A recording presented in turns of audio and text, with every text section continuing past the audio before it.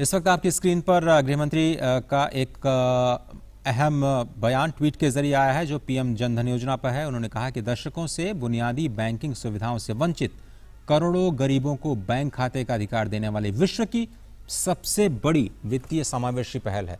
नरेंद्र मोदी जी की योजना गरीब और वंचित वर्ग को सामाजिक और आर्थिक सुरक्षा देने के साथ भ्रष्टाचार उन्मूलन में कारगर सिद्ध हुई है। ये बिल्कुल सही बात है। ये ट्रांसपेरेंसी बढ़ी है। जो पैसे डायरेक्ट बेनिफिट ट्रांसफर के जरिए पहुंचाए जाते थे उस पर भ्रष्टाचार उन्मूलन हुआ है, इसमें कोई दो राय नहीं है। जो राशि है वो सीधे पहुंच रही है लाभार्थियों के खाते में। उन्होंने कहा कि पीएम जनधन योजना से सबसे ज्यादा लाभ किसान, गरीब, मजदूर और महिलाओं को हुआ। पीएम किसान की किश्त, गैस की सब्सिडी या फिर कोरोना महामारी के समय कोई भी सरकारी मदद बिना किसी भ्रष्टाचार के सीधे उनके खाते में पहुंच रही है। ये अंत्योदय के प्रति नरेंद्र मोदी जी के दृढ़ संकल्प का ही परिणाम है। तो अंत्योदय की बात ये इसलिए भी अहम हो जाती है क्योंकि जो जन सुरक्षा और जनधन का जो पूरा का पूरा जो आर्किटेक्चर है उसने आम आदमी को बहुत मदद पहुंचाई और कोरोना महामारी में एक तरह से उसकी टेस्टिंग हुई। इस पूरे सिस्टम की टेस्टिंग, बहुत बड़ी टेस्टिंग लॉकडाउन के दौरान हुई जब महिलाओं के खाते में पीएम किसान के जरिए जो सम्मान निधि योजना थी उसके जरिए किसानों के खाते में पैसे पहुंचाए गए। राजीव दास जी, अब मैं आपसे पूछ रहा था माइक्रो क्रेडिट के बारे में। अब सवाल यह उठता है कि जिन लोगों को पैसे लेने पड़ते थे साहूकारों से बहुत ऊंचे ब्याज पर, अब क्या इस व्यवस्था के आने के बाद थोड़ी बहुत उसमें कमी आएगी, लोगों को आसानी होगी, लोग फॉर्मल फाइनेंशियल सिस्टम का हिस्सा बन पाएंगे?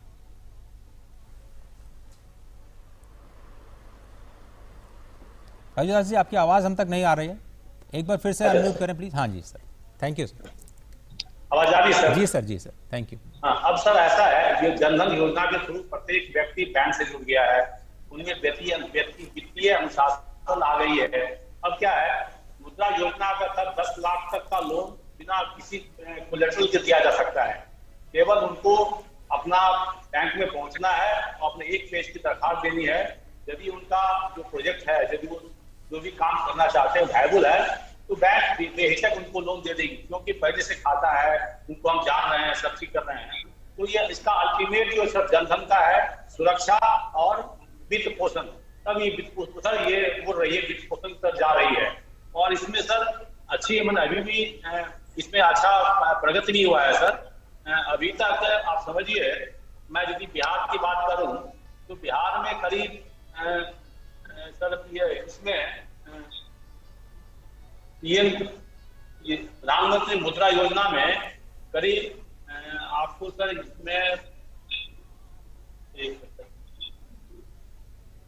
नेशनल लेवल पे तो मुझे याद आ रहा है सर, करीब 8 लाख करोड़ रुपए की जो राशि है उसको डिस्बर्स किया सर। बिहार में भी करीब 30 लाख करोड़, 30,000 करोड़ के आसपास डिस्बर्स है और 26 लाख आदमियों को दिया जा चुका है। जी जी जी, 100 ये दिया जा चुका है। आपने सही कहा सर। जी सर, सरकार साहब, चलते चलते मेरे पास वक्त की कमी है। आप अभी अपना जो वक्त है वो किस तरह से बिताते हैं? मैं चाहता हूं कि आप थोड़ा सा बाहर निकलें और लोगों को बताएं अपना एक्सपीरियंस और लोगों के साथ शेयर करें अपने जो अनुभव है। आप एक सशक्त आवाज है वहां पर और पूर्वोत्तर के उसमें, तो किस तरह से आप क्या प्लान कर रहे हैं सर? आपका अपना अब क्या योगदान हो सकता है अभी? हेलो, हाँ जी सर। हाँ देखिए, ओबी भी हम रिटायर्ड किया है रिसेंटली, तो हम भी ओबी बीसी से माने एसोसिएट है। हाँ। और इसमें करीब आप समझिए 250 का तो सीएसपी है जी। तो वो हर दिन हमारा ये मॉनिटरिंग हो रहा है, वो जनधन खाता खुलना, सोशल सिक्योरिटी करना, ये तो मॉनिटरिंग होता ही रहा, समझ गए। तो सोशल सिक्योरिटी पीएमजेजेपीवाई करना, पीएमएसपीवाई करना, एपीवाई करना, मतलब ग्रासरूट लेवल से वी आर माने टचिंग ना एवरी डे। नहीं, हमें खुशी है सर कि मतलब सेवा में रहते हुए और उसके बाहर भी रहते हुए आप लोगों ने जो मदद की है, और आज तो सेलिब्रेशन का दिन है।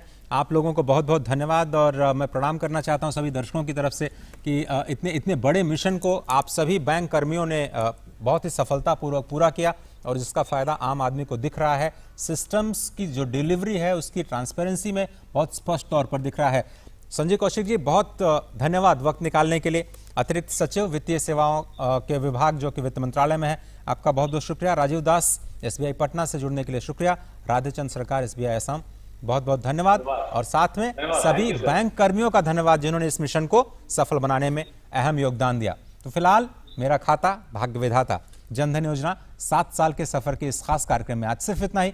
पूरी टीम को दीजिए इजाजत। नमस्कार।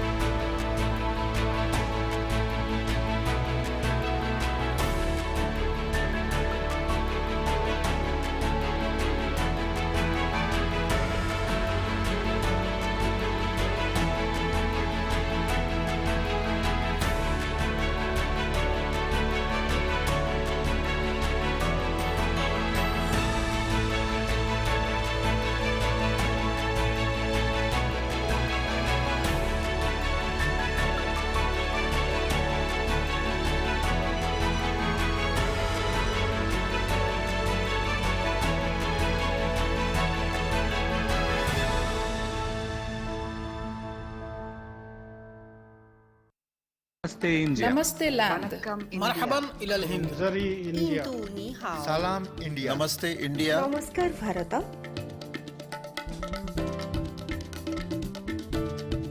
मुई इंडिया, नहनु हुनूर इंडिया, माँ हिंदी हस्ती, मुंग हिंदियान, सलाम Hindustan, we are India.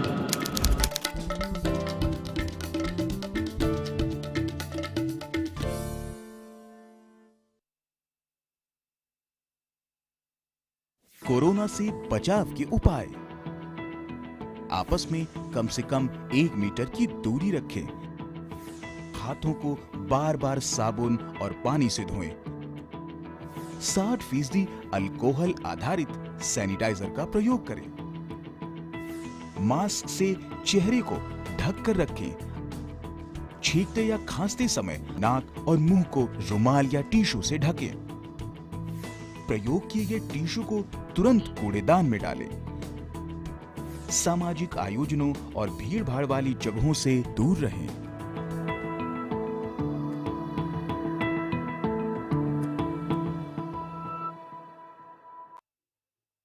Your window to rising India. India's voice on global platforms. Latest news from India and around the world. In-depth analysis of global headlines. Watch DD India in your country. Available for downlink in Middle East countries. STTV broadcast is available through the satellite GSAT 17 at 93.5 degrees east. HDTV broadcast is available through the satellite GSAT 10 at 83 degrees east. For technical details, scan here. Switch to DD India now.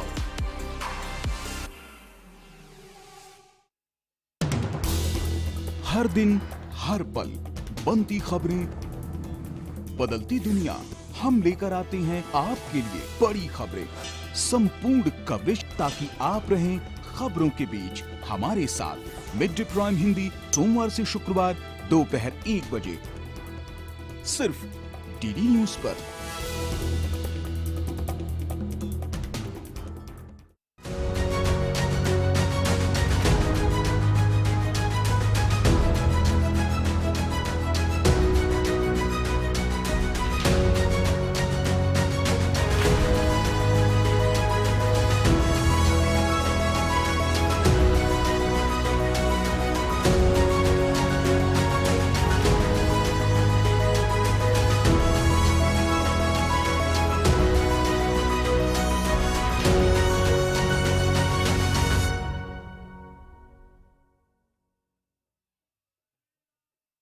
Your window to rising India. India's voice on global platforms. Latest news from India and around the world. In-depth analysis of global headlines. Watch DD India in your country. Available for downlink in all Southeast Asian countries. STTV broadcast is available through the satellite GSAT 17 at 93.5 degrees east. HDTV broadcast is available through the satellite GSAT 10 at 83 degrees east. For technical details, scan here. Switch to DD India now.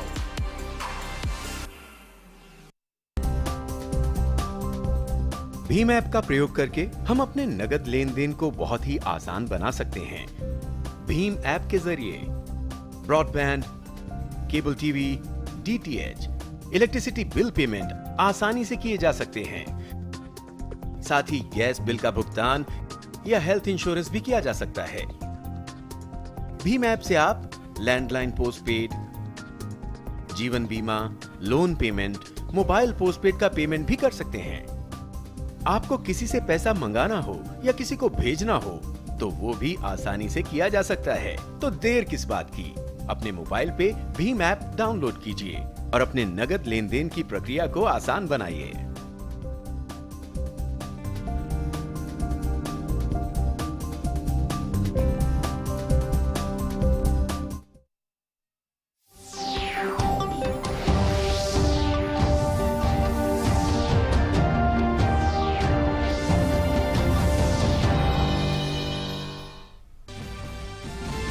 राष्ट्रपति ने अपने उत्तर प्रदेश दौरे के तीसरे दिन गोरखपुर में रखी महायोगी गुरु गोरखनाथ आयुष महाविद्यालय की आधारशिला।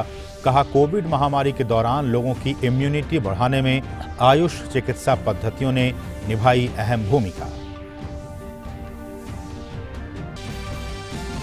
जनधन योजना के 7 वर्ष पूरे होने पर प्रधानमंत्री मोदी ने योजना को सफल बनाने वालों के प्रयासों की सराहना की। ट्वीट कर कहा, योजना से आर्थिक समावेश हुआ सुनिश्चित, असंख्य भारतीयों का हुआ सशक्तिकरण, बढ़ी पारदर्शिता।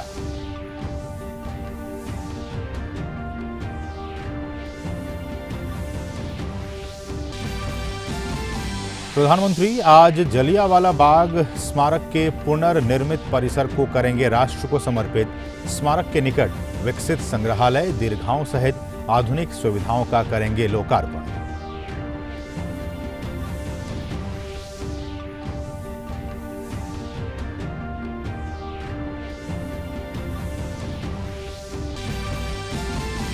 केंद्रीय गृह मंत्रालय ने राज्यों और केंद्र शासित प्रदेशों को कोरोना प्रोटोकॉल का सख्ती से पालन करवाने के दिए निर्देश। गृह सचिव ने पत्र लिख कहा, त्योहारों के दौरान भीड़ से बचने के लिए राज्य उठाएं प्रभावी कदम। आदेश 30 सितंबर तक रहेगा प्रभावी।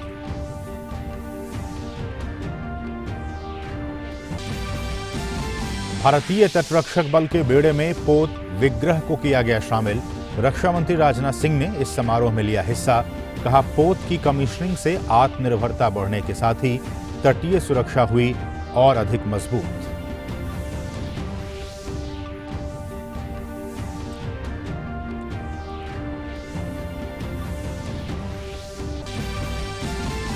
काबुल हमले को लेकर अमेरिका ने की कार्रवाई। अफगानिस्तान के नांगरहार प्रांत में आतंकी संगठन ISIS खुरासान पर किया ड्रोन से हमला। यूएस का हमले में ISIS के साजिशकर्ता को मार गिराने का दावा। अमेरिका ने काबुल एयरपोर्ट से लोगों को हटने के दिए निर्देश।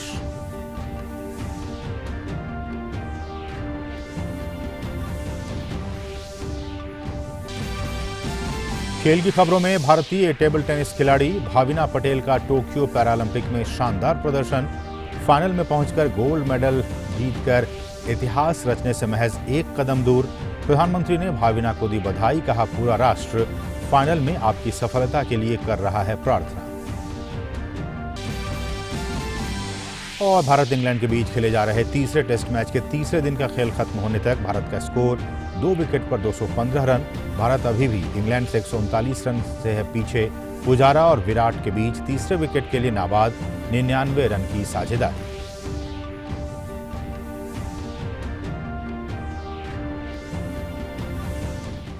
नमस्कार, डीडी न्यूज में आप सभी का बहुत बहुत स्वागत है। मैं हूं वसीम मिश्रा। राष्ट्रपति रामनाथ कोविंद ने आज गोरखपुर में महायोगी गुरु गोरखनाथ आयुष विश्वविद्यालय के भूमि पूजन कार्यक्रम में हिस्सा लिया। इस मौके पर राज्यपाल आनंदीबेन पटेल और मुख्यमंत्री योगी आदित्यनाथ भी मौजूद थे। इस मौके पर अपने संबोधन में राष्ट्रपति ने आयुष को बढ़ावा देने के लिए कई कदम उठाए हैं। उन्होंने उत्तर प्रदेश सरकार द्वारा आयुष विश्वविद्यालय स्थापित करने के फैसले को सराहा।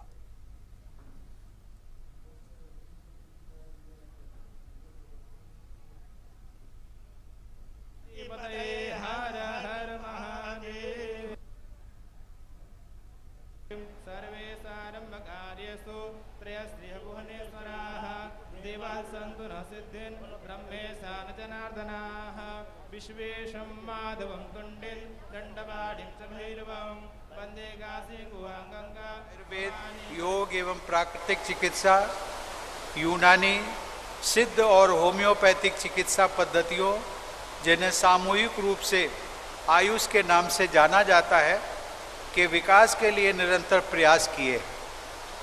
इन चिकित्सा पद्धतियों की व्यवस्थित शिक्षा और अनुसंधान के लिए भारत सरकार ने वर्ष 2014 में आयुष मंत्रालय का गठन किया था। उत्तर प्रदेश सरकार ने भी वर्ष 2017 में आयुष विभाग की स्थापना की और अब राष्ट्रीय स्तर की सुविधाओं से युक्त आयुष विश्वविद्यालय स्थापित किए जाने का सराहनीय निर्णय लिया है। और राष्ट्रपति ने कहा कि भारतीय चिकित्सा पद्धतियां दुनिया को भारत की देन है। चिकित्सा विश्व को भारत की देन है।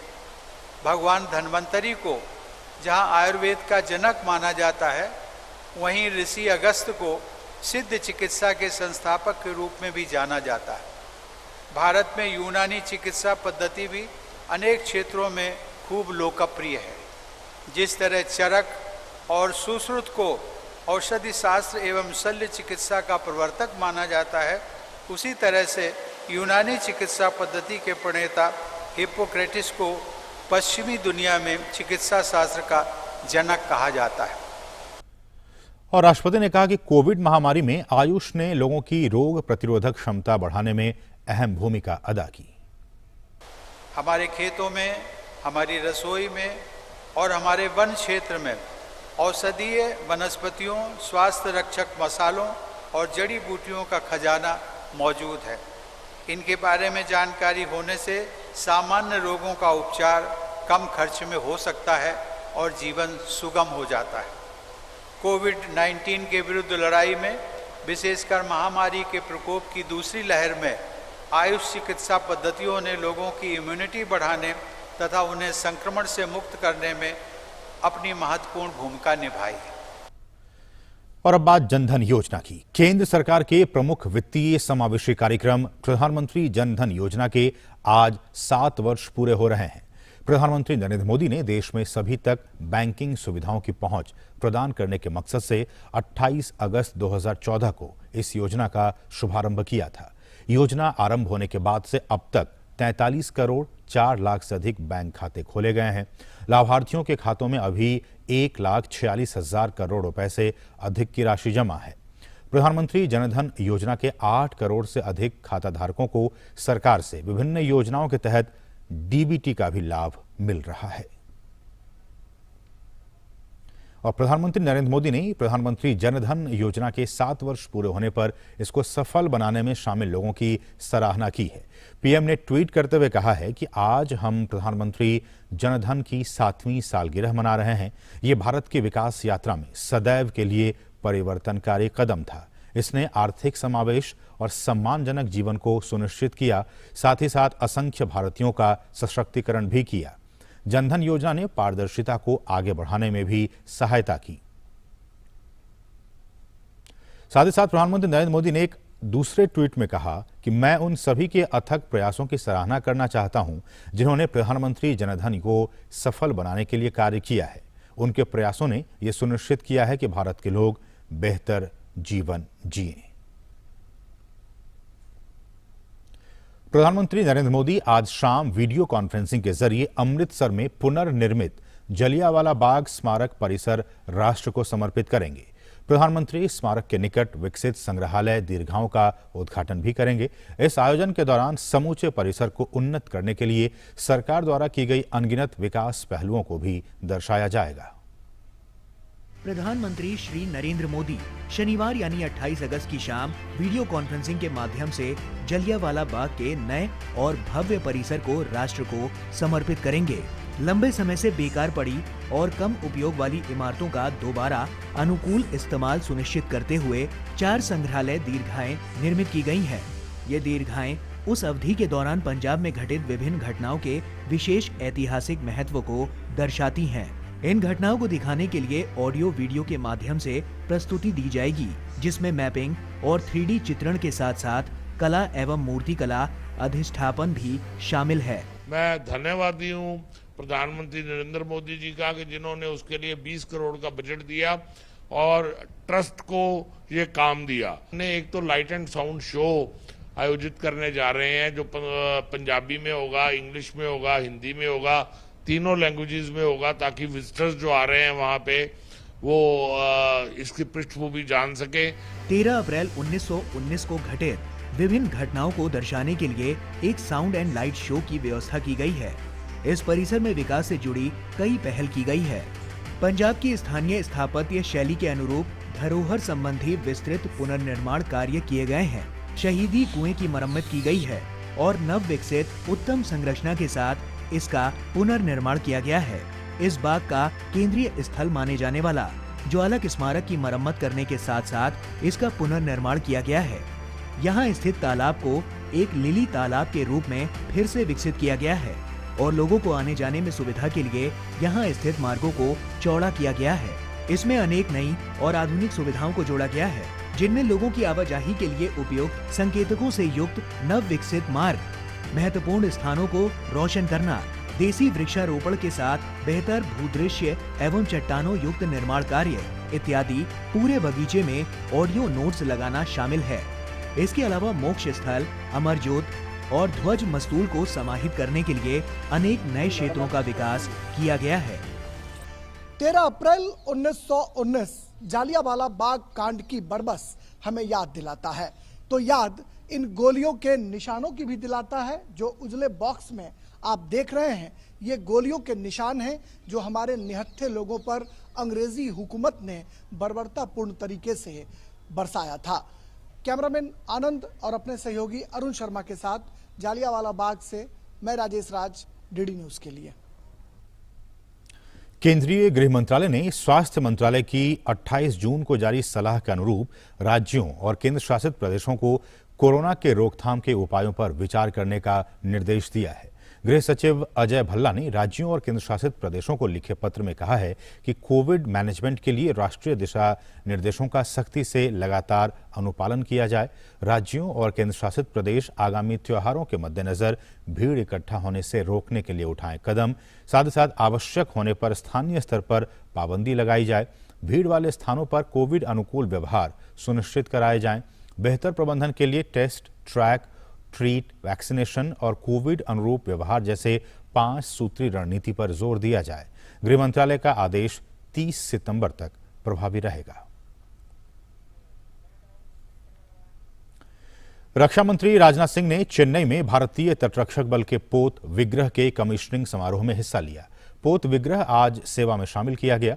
पोत विग्रह समुद्री गश्ती पोतों की श्रृंखला का 7वां पोत है। इसका निर्माण L&T शिप बिल्डिंग लिमिटेड ने किया है।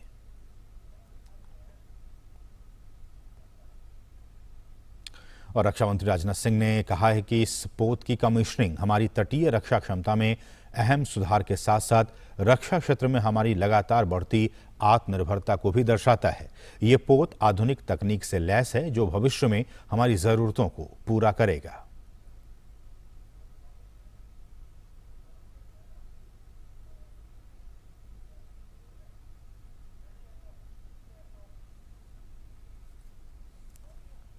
is equipped with the latest technologies of the day, be it the navigation system or communication equipment, sensors or other installed equipment.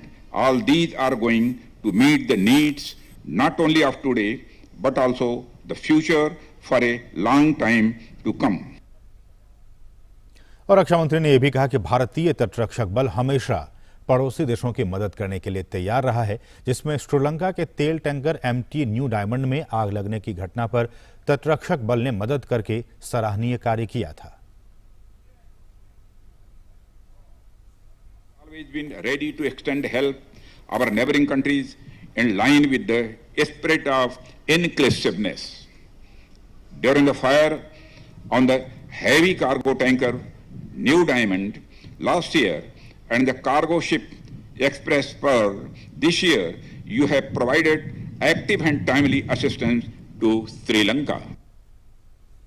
वित्त मंत्री निर्मला सीतारमण ने अपने त्रिपुरा दौरे के दूसरे दिन गोमती जिले के किला गांव में महिला स्वयं सहायता समूहों के सदस्यों से बातचीत की और उन्हें संबोधित भी किया। स्वयं सहायता समूह की ये महिलाएं नाबार्ड के सूक्ष्म उद्यम विकास कार्यक्रम के तहत हथकरघा वस्तुओं के निर्माण में प्रशिक्षित की गई हैं। इस कार्यक्रम में त्रिपुरा के मुख्यमंत्री विप्लव देव और उप मुख्यमंत्री जिष्णु देव वर्मा भी मौजूद थे। कार्यक्रम को संबोधित करते हुए निर्मला सीतारमण ने कहा कि त्रिपुरा में स्वयं सहायता समूहों को कर्ज और वित्तीय सहायता मुहैया कराने में त्रिपुरा ग्रामीण बैंक ने अहम भूमिका निभाई है।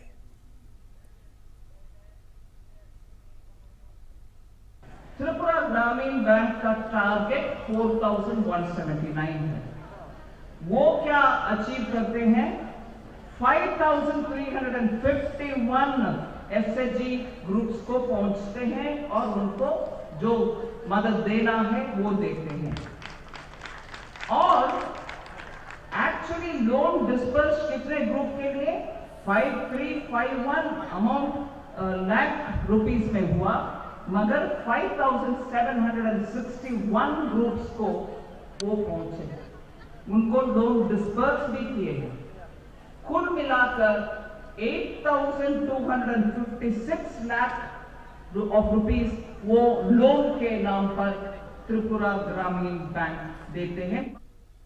और कार्यक्रम के दौरान वित्त मंत्री ने प्रधानमंत्री जनधन योजना के आज 7 साल पूरे होने पर कहा कि इस योजना का सभी वर्गों के लोगों को लाभ मिला है।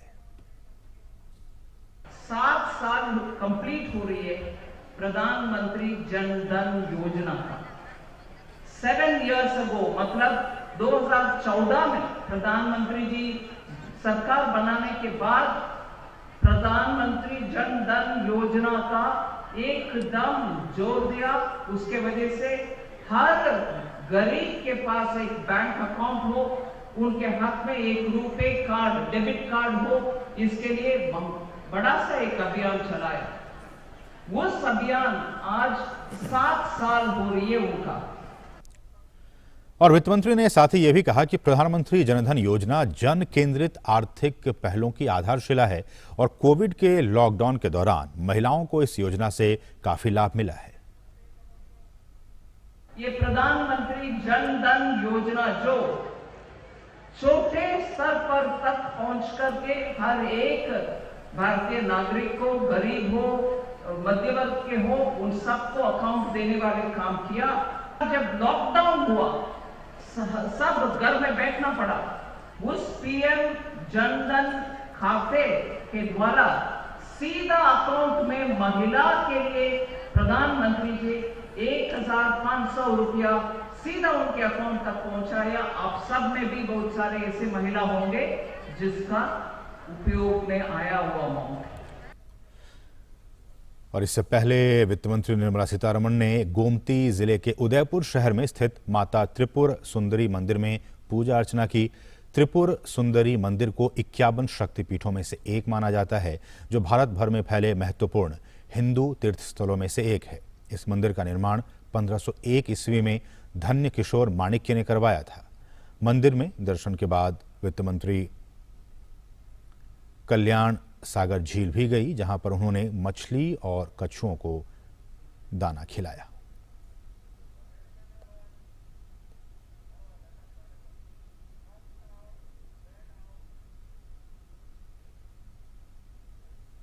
टीकाकरण की बात की जाए तो देश में राष्ट्रव्यापी टीकाकरण अभियान में एक नया कीर्तिमान स्थापित हो गया है। देश में बीते 24 घंटों के दौरान 1,03,00,000 से अधिक वैक्सीन की खुराकें दी गई हैं, जिसमें अब तक 62 करोड़ 29,89,134 वैक्सीन की डोज दी जा चुकी है।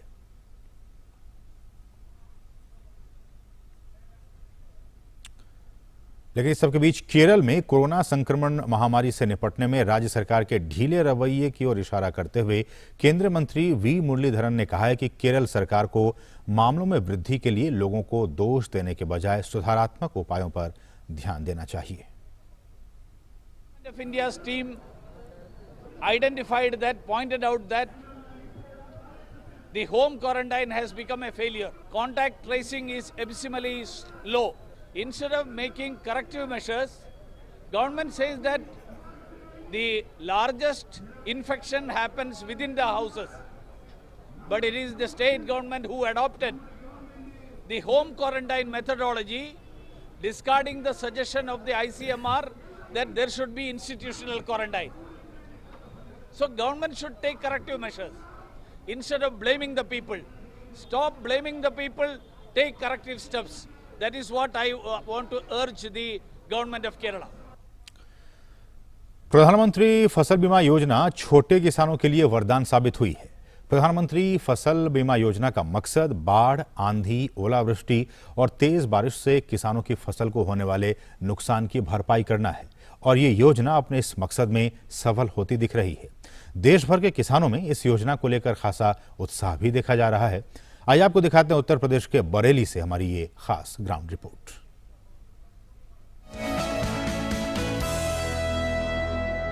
अरुण कुमार सिंह, राजावती और अजय कुमार सिंह, ये लोग यूपी के बरेली जनपद के एक गांव सिमरा बोरीपुर के छोटे किसान हैं। इन्होंने अपने खेत में बाजरे की फसल लगाई थी, लेकिन उनकी ये फसल जल भराव के कारण बर्बाद हो गई। ऐसे में इन छोटे किसानों के सामने आर्थिक संकट खड़ा हो गया था। लेकिन अच्छी बात ये रही कि पिछले साल ही इन किसानों ने अपनी 30 बीघा बाजरे की फसल का बीमा करवाया था। इस मुश्किल वक्त में प्रधानमंत्री फसल बीमा योजना का सहारा मिला और बीमा कंपनी से किसानों को अपनी फसल का उचित मुआवजा मिल गया। पिछले वर्ष मैंने बाजरे की फसल लगाई थी, उसमें हमने फसल बीमा लिया था, प्रधानमंत्री फसल बीमा, जिसमें शुक्र है कि हमारा जो बाजरे की फसल खराब हो गई थी ज़्यादा बारिश होने के कारण, जिसमें मैं सरकार का बहुत बहुत धन्यवाद दूंगा कि जो हमने बीमा लिया था उसको हमको मुआवजा दिया गया और जो हमारे उसमें खर्चे हुए थे वो काफ़ी कम हुए। और इस वर्ष भी हमने जो है तिलहन की फसल लगाई हुई है, उसका भी बीमा कराया हुआ है। हमारा नाम राजवती है, सिमरा बोरीपुर के रहने वाले हैं। हमारे पास पिछली साल बाजरा की फसल खराब हो गई, बीमा कराया था, उससे सरकार ने हमें पैसा दिया। पिछली वर्ष मैंने बाजरे की फसल लगाई थी 1 एकड़ में, जिसकी बरसात की वजह से नुकसान हो गया था हमारी की फसल। मैंने प्रधानमंत्री फसल बीमा योजना कराया था, जिसकी वजह से तहत मुझे उसका लाभ मिला था। मैं सभी किसान भाइयों से यही कहूँगा कि आप लोग भी किसान भाइयों प्रधानमंत्री फसल बीमा योजना जरूर कराएं, जिससे आपको उसका लाभ मिले। इन सभी किसानों ने इस बार भी खरीफ सीजन में अपनी तिल, धान और बाजरे की फसल का बीमा करवाया है। इनसे प्रेरित होकर पड़ोस के गांव मानपुर के सत्यप्रकाश और उपदेश कुमार ने भी अपनी धान की फसल का बीमा करवा लिया है। मैं एक छोटा किसान हूँ और मेरे गांव के पड़ोस में एक बीमा कराया, खेती का बीमा करवाया एक लोगों ने, तो उनको उसका लाभ मिला है बाजरे की खेत का। उनकी देखा देखी हमने भी अपनी फसल का बीमा कराया, धान की फसल का। मैंने देखा कि पास के एक गांव में कुछ लोगों ने अपनी फसल का बीमा कराया और उसका लाभ उन्हें मिला, और उससे प्रेरित होके मैंने अपनी फसल का बीमा कराया। क्योंकि मेरी फसल जो है अक्सर जो है कभी सही नहीं हुई, उसका कारण कभी अधिक पानी, कभी बरसात का ना होना, तो जिसके लिए फसल का जो बीमा मैंने कराया है निश्चित ही मुझे उसका लाभ मिलेगा। और मैं प्रधानमंत्री जी को इसके लिए बहुत ही बहुत धन्यवाद, साधुवाद देना चाहूँगा। भारत में कृषि को अनिश्चितता का व्यवसाय माना जाता था, क्योंकि भारत में कृषि काफी हद तक मौसम पर आधारित होती है। मौसम की मार से फसलें जब तबाह हो जाती हैं तो किसानों की मेहनत पर भी पानी फिर जाता है। लेकिन अब प्रधानमंत्री फसल बीमा योजना ने किसानों को इस चिंता से मुक्ति दिलाई है। केंद्र सरकार द्वारा चलाई जा रही प्रधानमंत्री फसल बीमा योजना को लेकर किसान खासे उत्साहित हैं। डीडी न्यूज के लिए बरेली से मुकेश पांडे की रिपोर्ट।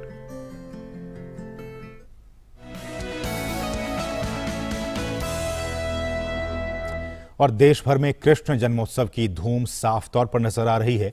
दिल्ली के इस्कॉन टेम्पल में हर वर्ष की तरह इस वर्ष भी जन्माष्टमी महोत्सव हर्ष और उल्लास के साथ मनाने की तैयारी चल रही है। जन्मोत्सव कार्यक्रम सोमवार को मनाया जाएगा। कार्यक्रम में भगवान को 56 मिठाइयों का भोग लगाया जाएगा। 56 भोग की यह परंपरा लंबे वक्त से चलती आ रही है। धार्मिक मान्यताओं के मुताबिक 56 भोग से भगवान श्री कृष्ण खुश हो जाते हैं और भक्तों की सभी मनोकामनाएं पूर्ण होती है। ऐसे इस्कॉन तैयार है, इस पर बात करेंगे।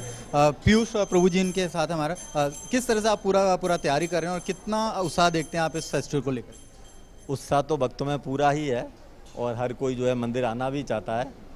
तो इसके लिए हमने, क्योंकि इस बार कोविड है, तो हमने ऑनलाइन अरेंजमेंट बहुत अच्छा किया है और अधिकांशतः भक्तों के घर पर हमने जो है आरती की थाली, अभिषेक की व्यवस्था और जन्माष्टमी के बाद प्रसाद भी जो है भेजने की व्यवस्था की है।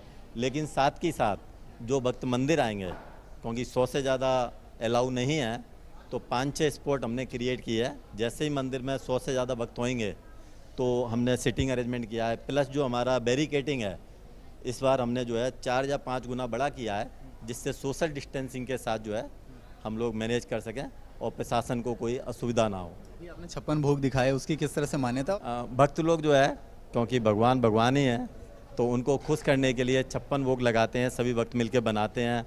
बनने के बाद भगवान को अर्पण किया जाता है। फिर भगवान की जैसी उस पर कृपा हो जाती है, भगवान जब पा लेते हैं उसको, उसके बाद उस प्रसाद को, बचे हुए प्रसाद को जो है सब भक्तों को बांट दिया जाता है। इस तारीख को कुछ खास अरेंजमेंट आप करने जा रहे हैं, कैसे आप कोऑर्डिनेट करेंगे लोगों के साथ और मंदिर किस तरह से इनिशिएट करेगा? खास नहीं, बहुत ही खास अरेंजमेंट करने जा रहे हैं, क्योंकि द्वारका के भक्तों में बहुत ज़्यादा उत्साह है।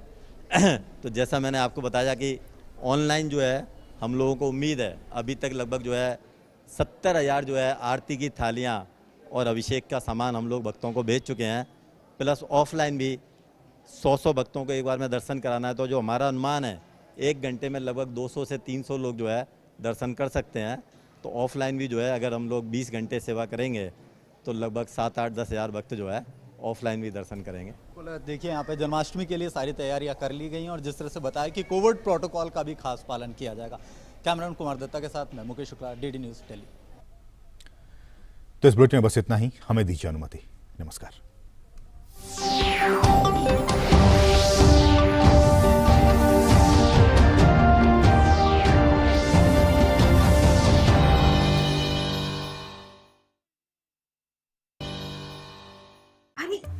अरे मामा जी, अब कुछ खा नहीं रहे हैं, कुछ बोल भी नहीं रहे हैं। आप लोग इतना कुछ बोल रहे हैं कि आपको कुछ भी सुनाई नहीं दे रहा है।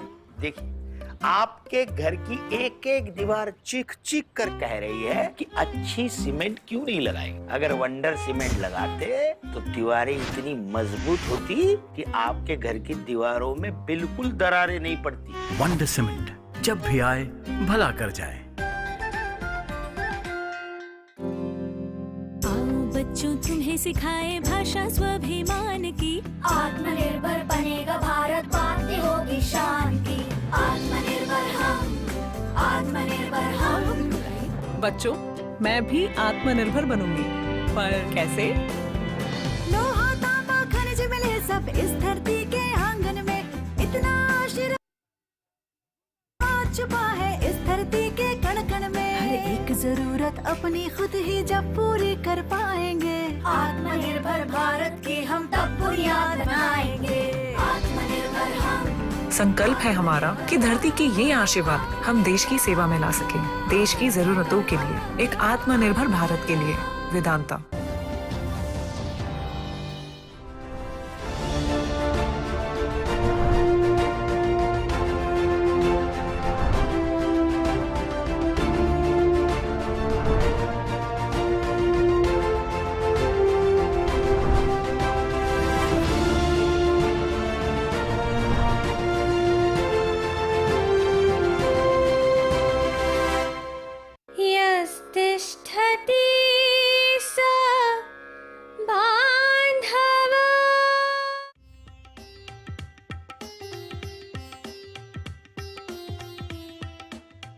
केन्द्रीय विद्यालयः सर्वत्र सर्वत्र विद्यते तत्र प्रायशः मुख्येषु देशेषु सन्ति तद्वत् संस्कृतभाषा भवति चेत् सर्वत्र अस्माकं परिसराः सन्ति चेत् तद्वदेव भवेत्। भारतदेशः केन्द्रं भवति। इंसाफ की डगर पे बच्चों दिखाओ चल के, ये देश है तुम्हारा, नेता तुम ही हो कल के।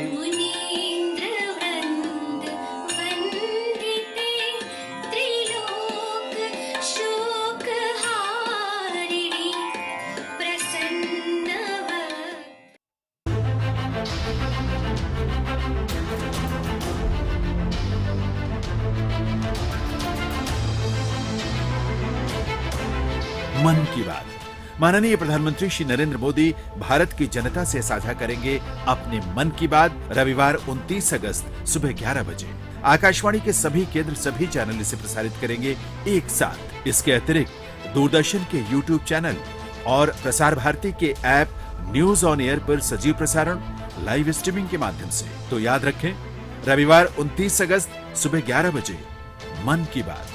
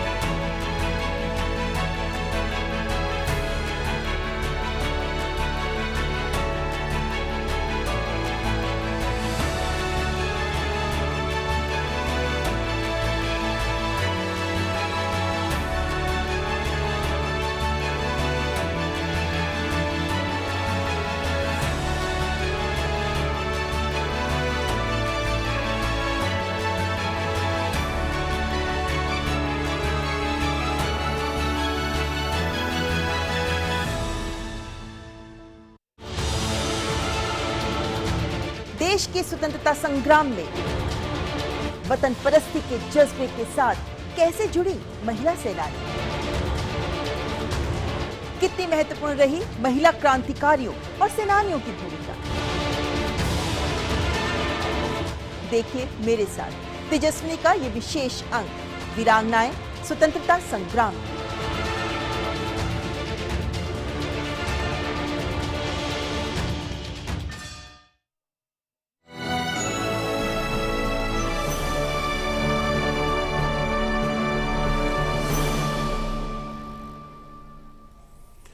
नमस्कार, डॉक्टर स्पीक में आप सभी का स्वागत है। डीडी न्यूज़ पर मैं हूं लाल चंद्र सिंह। जैसा कि आप जानते हैं कि हर रोज़ हम आपके लिए लेकर आते हैं ये ख़ास प्रोग्राम, और प्रोग्राम का क्या मकसद है कि ख़ास तौर पर इस महामारी यानी कोरोना के समय में आपके मन में जो सवाल हो, जो शंका हो, उसका समाधान अपने विशेषज्ञ डॉक्टर से करवाएं और उनसे आपके सवालों का जवाब लें। कोरोना के ख़िलाफ़ देश की जंग जारी है और फ्रंटलाइन वर्कर्स हों या फिर आम आदमी, हर कोई इस वायरस के खिलाफ कमर कसे हुए हैं। लेकिन फिर भी इसे कमज़ोर समझना अभी भूल होगी। क्यों? क्योंकि कोरोना का प्रभाव अब देश के कई राज्यों में ख़तरे की घंटी बजा रहा है और कई राज्यों में मामले बढ़ रहे हैं, ख़ासतौर पर केरल और महाराष्ट्र में। इसलिए लापरवाही की तो कोई गुंजाइश है ही नहीं, और इस महामारी से जुड़े जो कुछ भी सवाल आपके मन में उठ रहे हैं उन्हीं की जानकारी देने के लिए हम आपके लिए लेकर आते हैं ये ख़ास प्रोग्राम, जिसमें हमारे विशेषज्ञ करते हैं आपकी शंकाओं का समाधान। आप हमें कॉल कर सकते हैं। आपके टेलीविज़न स्क्रीन पर ये जो नंबर आ रहा है, मैं नंबर बोल भी देता हूँ, 011-2338-7031। इस पर आप कॉल कर सकते हैं। और साथ ही जो डीडी न्यूज़ लाइव का फेसबुक पेज है, वहाँ पर जाकर भी आप अपने सवाल पूछ सकते हैं। वहाँ से मैं वो सवाल लेकर के डॉक्टर विशेषज्ञ मेहमानों से पूछूंगा। तो हम इस कार्यक्रम की अब शुरुआत करते हैं और सबसे पहले आपको कुछ जानकारी दे देते हैं। देश में राष्ट्रव्यापी टीकाकरण अभियान में एक नया कीर्तिमान स्थापित हुआ है। बीते 24 घंटों के दौरान 1 करोड़ 3 लाख से भी अधिक वैक्सीन की खुराक दी गई। जिसमें अब तक 62,29,89,134 वैक्सीन की डोज दी जा चुकी है कुल मिलाकर। तो ये कुल मिलाकर के इतनी यानी 62 करोड़ से ज़्यादा, करीब करीब 63 करोड़ के आसपास वैक्सीन पहुंच चुकी है। बहुत ही तेज़ी से ये कार्यक्रम चल रहा है और आप भी ज़रूर इसको, अगर आपने नहीं लिया है पहला डोज भी या दूसरा डोज भी, तो आप ज़रूर इसे जल्दी से जल्दी लीजिए। और भारतीय चिकित्सा अनुसंधान परिषद यानी कि ICMR के एक अध्ययन में पाया गया है कि जो लोग कोविड संक्रमित होने के बाद कोवैक्सीन टीके की एक खुराक भी लेते हैं उनमें पर्याप्त मात्रा में एंटीबॉडी बनती है, जो कोरोना वायरस से बचाव में काफ़ी कारगर है। और आपको याद होगा कि ये कोवैक्सीन हमारे यहाँ की यानी कि स्वदेशी विकसित ये वैक्सीन है, कोवैक्सीन, जिसको भारत बायोटेक ने बनाया है। तो इसका एक डोज भी आपको पर्याप्त मात्रा में एंटीबॉडी दे रहा है, जिससे कि आप कोरोना से बच सकते हैं। लेकिन दूसरी डोज भी मिले तो ज़रूर लगवा लें। भारतीय चिकित्सा अनुसंधान परिषद के अनुसार भारत में कल कोरोना संक्रमण की जांच के लिए 17,61,110 नमूनों की जांच की गई। वहीं कल तक ये कुल संख्या 51,68,87,602 तक जा चुकी है। तो जांच का भी काम काफ़ी ज़ोर शोर से चल रहा है। और इस बीच देश में कोरोना के खिलाफ जारी जंग में सरकार के अथक प्रयासों से कोरोना के मामलों में गिरावट तो जारी है। स्वास्थ्य मंत्रालय के अनुसार पिछले 24 घंटों में कोरोना के 46,759 नए मामले सामने आए, जबकि 31,374 लोग इलाज कराकर ठीक भी हो चुके हैं। और अब तक देश में 3,18,52,802 लोग स्वस्थ हो चुके हैं। कोरोना के सक्रिय मामले 3,59,755 हैं और जो रिकवरी दर है वो 97.56% हो गई है। तो जैसा कि हर रोज़ हम करते हैं कि अपने डॉक्टर विशेषज्ञ मेहमानों से जुड़ते हैं, तो अब बारी आ गई है कि हम अपने विशेषज्ञ मेहमानों से जुड़ें। आज हमारे साथ सबसे पहले जुड़ चुके हैं डॉक्टर कौशल के वर्मा, जो कि प्रोफेसर हैं department of dermatology AIIMS Delhi में। बहुत बहुत स्वागत डॉक्टर कौशल कुमार वर्मा जी। और हमारे साथ और भी जो विशेषज्ञ मेहमान, डॉक्टर विशेषज्ञ मेहमान हैं, वो जुड़ेंगे। लेकिन मैं चर्चा की शुरुआत कर लेता हूं डॉक्टर कौशल के वर्मा जी से। तब तक आप लोग भी अपने सवाल को तैयार रखिए और टेलीफोन करके या फेसबुक पेज पर ज़रूर सवाल पूछिए। पहले मैं ही सवाल पूछ लेता हूं डॉक्टर कौशल से। डॉक्टर कौशल, इन दिनों जो रिपोर्ट्स आ रही हैं, जैसे कि मामले 30,000 से नीचे भी चले गए थे, 28,000, 25,000, 24,000 तक भी मामले आए थे। इन दिनों थोड़ा सा 45,000, 40,000, 46,000 इस तरह के मामले आ रहे हैं, जिसमें केरल में ही लगभग 30,000 से ऊपर मामले आ रहे हैं, 30,000, 35,000। इसको एक विशेषज्ञ के तौर पर क्या आप इससे कुछ हिंट ले रहे हैं, कुछ संकेत इससे मिल रहा है क्या इन नंबर से? जी, इसमें जी